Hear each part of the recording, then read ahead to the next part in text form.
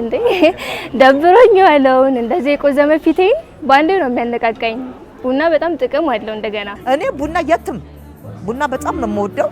እኔ እንትን ቤተሰቦችም ቡና አፈቃሪዎች ናቸው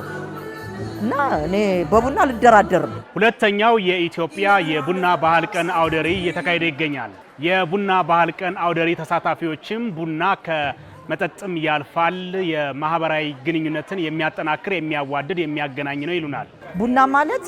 ያው ከጎረቤቶቻችን ጋር ቁጭ ብለን የምንወያይበት ማለት ነው ያጣም ያገኝበት ነው ለምን አሁን ዛሬ እኔ አንድ ነገር ባጣ እዛ ቡና ስጠጣ አብሬያቸው ከሆንኩኝ እንደዚህ ቸገረኝ ብላቸው የሚሰጡኝ ነገር ይኖራል ቡና ማለት የፍቅር ነው የሰላም ነው በጣም ያዋድዳል ጎረቤት ተጠራርቶ ተሰብስቦ ጨዋታውን ብቻ ሳይሆን የተጣላንም ያስታርቃል በዛውም ልክ ደግሞ ፍቅር የሞላበት ነው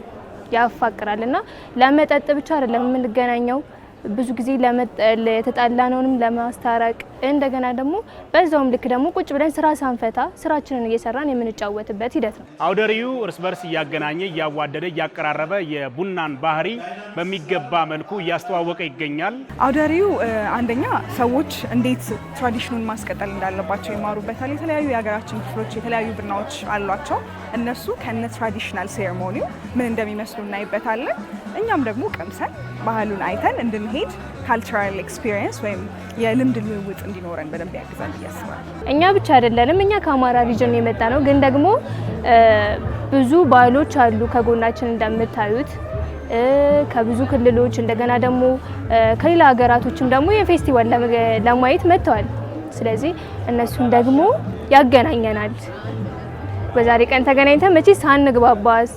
ደግሞ ፍቅር ሆነን ሳንስማማ እንሄድም ስለዚህ ደግሞ የፌስቲቫል ለኛ ጠቀሜታ አለው ኢትዮጵያዊነታችንን አንድነታችንንም ያሳየናል ማለት ነው ኢትዮጵያውያን በዕለት ተዕለት ኑሯቸው ቡና ጠጡ ይባባላሉ ይህ ዝግጅት ደግሞ በዩኔስኮ እንዲመዘገብ ጅምር ጥረቶች እየተካሄዱ ይገኛሉ አውደሪው በትኩረት ያነሳው ነጥብ ነው ቡና